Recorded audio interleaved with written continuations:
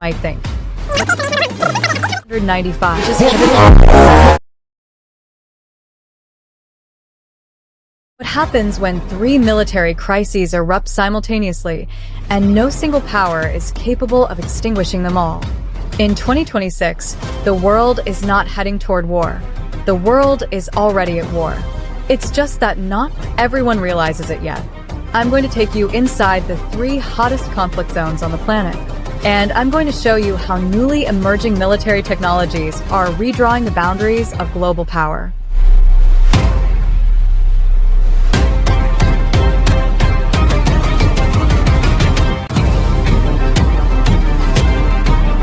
Iran, a country that has been a thorn in the side of the United States and Israel for the past decade.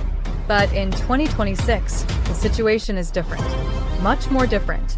According to the ISS Strategic Balance 2026 report, Iran's nuclear program has reached the threshold that the West has long feared. Uranium enrichment at 84%, just half a step away from a weapon.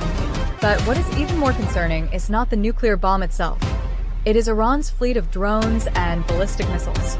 The Shahab 4 with a range of 2,800 kilometers. The Resvan crew. Israel responded.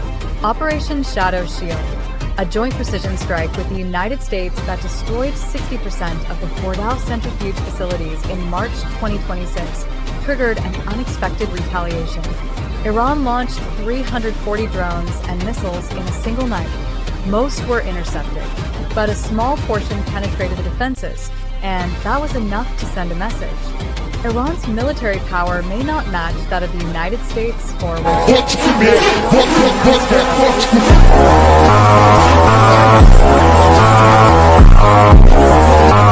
to exhaust the opponent.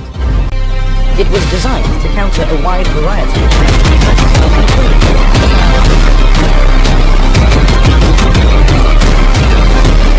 For years of war, hundreds of thousands of casualties, and Ukraine is still standing. But the question is not whether Ukraine can survive. The question is how long NATO is willing to pay the bill. By 2026, the front lines have stabilized in eastern Ukraine, a 21st century trench war consuming ammunition faster than Europe can produce it. Russia has changed its strategy. From massive ground assaults to a technology-driven war of attrition, thousands of Garin 3 drones are launched every night, systematically destroying Ukraine's electrical and logistics infrastructure. Ukraine responded in a way that surprised the world. Locally built FPV drones, produced in hundreds of dispersed workshops, began striking Russian logistics depots up to 300 kilometers from the border. According to the RAND Corporation Europe 2026 report, Ukraine destroyed more than 1,200 Russian armored vehicles using drones that cost an average of just $400 each. This is a cost-per-kill revolution that is reshaping modern warfare. But Russia has not stood still. The Crises electronic jamming system has successfully blinded 40% of Ukraine's drones. The battle has now shifted into a more complex arena: electronic warfare and AI-guided munitions. And behind the scenes, NATO is moving. The decision made at the Brussels Summit 2026 to deploy new divisions in Poland, Finland, and Estonia is the clearest signal to Moscow since the end of the Cold War.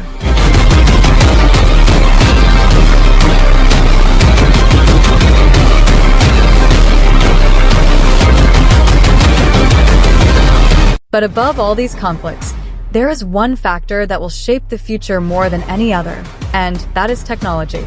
5 countries are at the forefront of this military revolution: the United States, China, Russia, Israel, and, surprisingly, South Korea. The United States is now operating collaborative combat aircraft. AI-powered drones that fly alongside F-35s act as autonomous wingmen and can make combat decisions within 200 milliseconds. China is not standing still. Its CH-7 stealth drone program is reportedly capable of flying at an altitude of 14,000 meters for 20 hours without detection.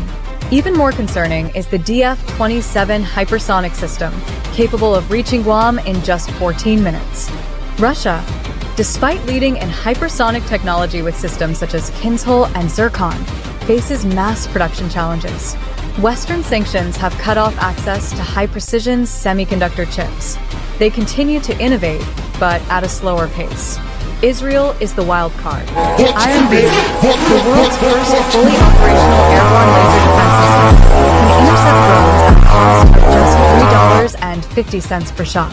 Compared to interceptor missiles costing $50,000 per shot, this is a total game changer. South Korea, often overlooked in analyses like this, now exports K-2 Black Panther tanks, K-9 Thunderbolts, and F-A-50 fighter aircraft to 15 countries. Its defense industry has grown by 340% over the past 5 years.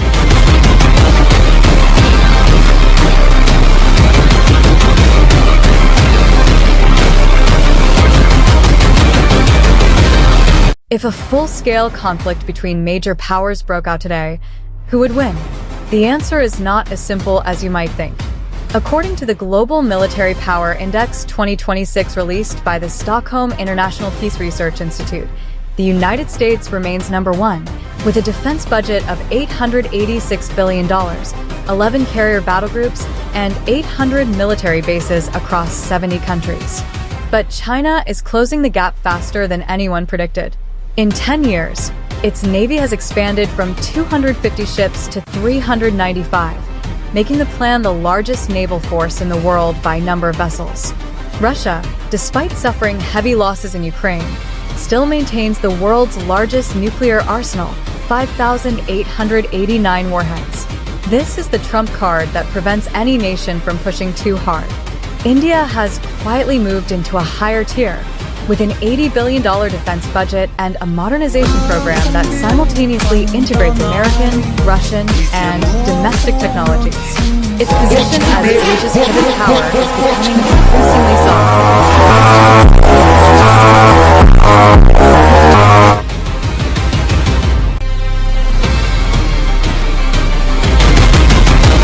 We are standing at an inflection point in the history of global military affairs.